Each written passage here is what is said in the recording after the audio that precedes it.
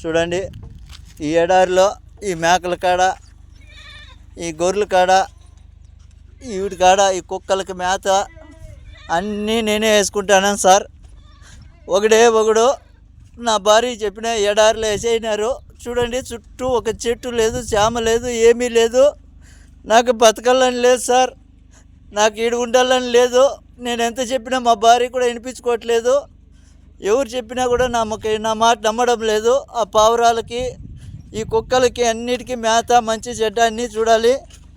ఒక్కొక్క రోజు వాళ్ళు వచ్చినారంటే నైట్ 3 అయినా నిద్ర ఉండదు, 4 అయినా నిద్ర ఉండదు సార్.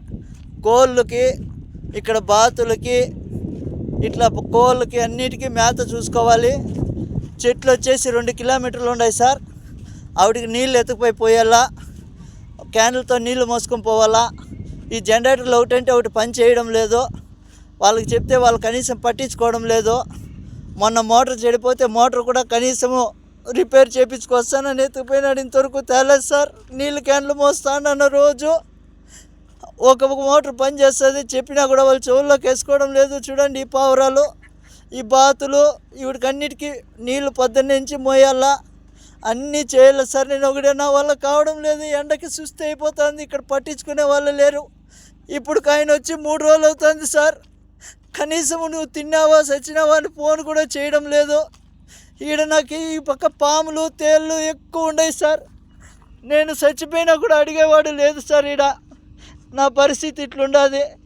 నాకు దయచేసి ఎవరైనా సాయం చేయండి సార్. ఈ ఎడారి నుంచి నన్ను బయట వేసేయండి, ఇంటికి వచ్చేస్తాను.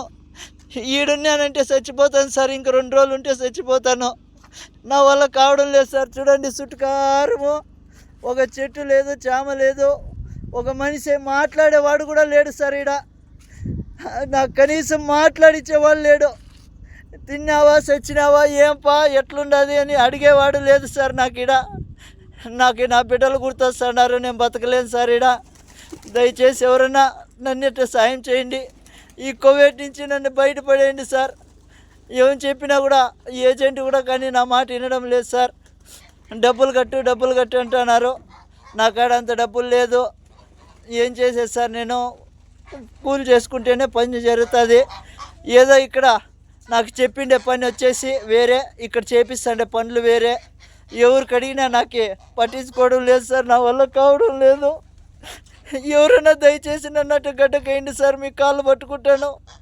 లేదంటే ఇంకొక రోజు 2 రోజులు చూసి నేను ఆత్మహత్య చేసుకోవాల్సిందే సార్. నా వల్ల కావడం లేదు. మీకు ఎవరికన్నా కానీ దయ ఉంటే నా పైన కొద్దిగా దయ చూపించండి. ఎందుకంటే ఇంటికి వచ్చి కూలో నాలో చేసుకునైనా బతుకుతా, కానీ ఇక్కడికైతే బతకలేను. నా వల్ల కావడం లేదు సార్. 10 నుంచి సాయంత్రం దాకా ఒకటే పని ఉంటుంది. నా వల్ల కావడం లేదు. కనీసం ఇక్కడ మాట్లాడిచ్చేవాడు కూడా లేడు సార్. నా కర్మ వద్దు. ఇక్కడ నేను ఎంత బాధపడతానంటే అంత బాధపడతాను. మా భార్యకి ఫోన్ చేసి చెప్తే, నాకా డబ్బు లేదబ్బా, నేనేం చేసేది, నేను ఎక్కడి నుంచి తీసుకురావాలి అందంటుంది. ఇంకా నేను ఇక్కడ బతకలేను సార్. నా వల్ల కావడం లేదు. దయచేసి నాకు మీద ఎవరైనా దయ చూపించండి సార్.